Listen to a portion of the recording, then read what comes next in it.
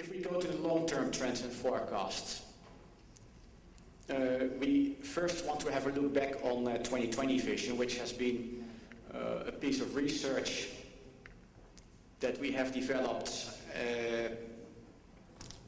between 1995 and 1998, 1999. It was a continuation of UNWTO's program in the area of tourism forecasts that started somewhere in the early 1990s. And well, it had as objectives to identify the key trends in tourism supply and demand worldwide and by region, and their impact on the various sectors of tourism trades, together with the implications for policy making and relevant strategies. Well, there's a set of quantitative estimates in it, quantitative forecasts. Where are they based on? Well, they are based upon past performance in tourism development. So very much an extrapolation of data we've seen over the previous, well, half decade almost. And it's based upon an assessment by experts of future growth trends.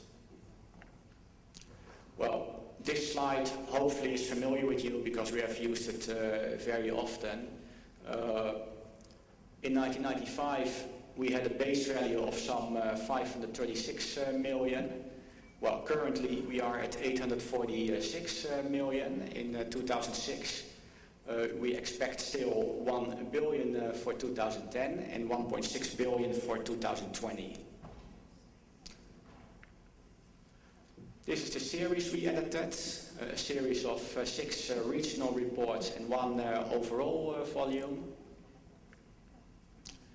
And we have made for this presentation a comparison between the actual performance and the performance as expected in the 2020 vision forecast. And we see that worldwide we are really very close to what we expected at that time. We started from a base of 536. We are now at 846, and that's really only little below what we, or little above what we expected, and we are currently still slightly above. Of course, there was a set of quantitative data in it with numbers for different years, but the base thing in the long-term forecast is, of course, the average annual growth rate, which we have taken from past, we have extrapolated, and for the world, we found an average annual growth rate of some 4.1% in the forecast. Well, in practice, actual performance has been 4.2, so really very close. That means we came to 846 million, where we expected to come to 821, so there is overall a difference of 24 million.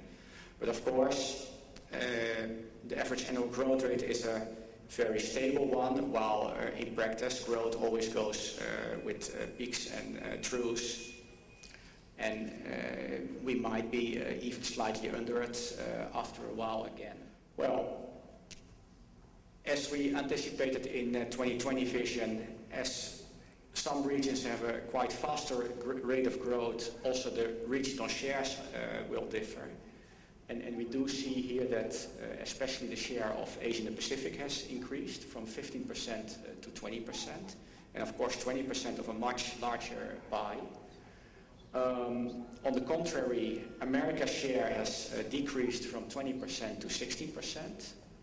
The shares of Africa and Middle East has gone up a few percentage points, and the share of Europe has gone down slightly. Here we see the 10 countries that were forecasted to be the top 10 by 2020. And we do see that for a number, the forecasted growth rate is really surprisingly close to what we expected. For instance, for Hong Kong, for Russia, it's not far off. For China, it's not too far off. For France, it's not too far off. The huge exception is are the 3 North American countries, the United States, Mexico, and Canada.